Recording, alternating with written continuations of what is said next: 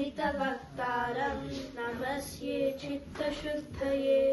अद्वैतानन्दभरितं साधूनाम् उपकारिणम् सर्वशास्त्रविदं शान्तं नमस्ये चित्तशुद्धये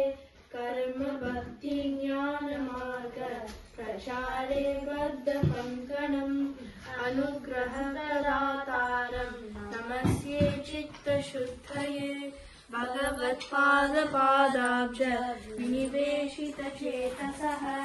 श्रीचन्द्रशेखरगुरोः प्रसादो मयि जायताम् क्षेत्रतीर्थकथा विज्ञः सच्चिदानन्दविग्रहः चन्द्रशेखरवर्यो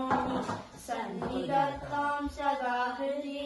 घोषणे वेदशास्त्राणां दत्तचित्तमहर्निशम्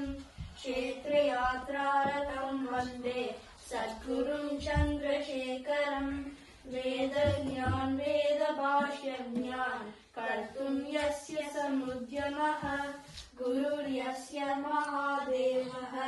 तं वन्दे चन्द्रशेखरम् मणिवाचकगोदादि भक्तिवागमृतेर्वृषम् बालानां भगवद्भक्तिं वर्धयन्तं गुरुं भजे लघुपदेशे नास्तिक्य पावनर्दनकोविदम् शिवं स्मितमुखं शान्तं प्रणतोऽस्मि जगद्गुरुं विनयेन प्रार्थयेऽहं विद्यां बोधय मे गुरोः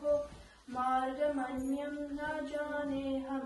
भवन्तं शरणं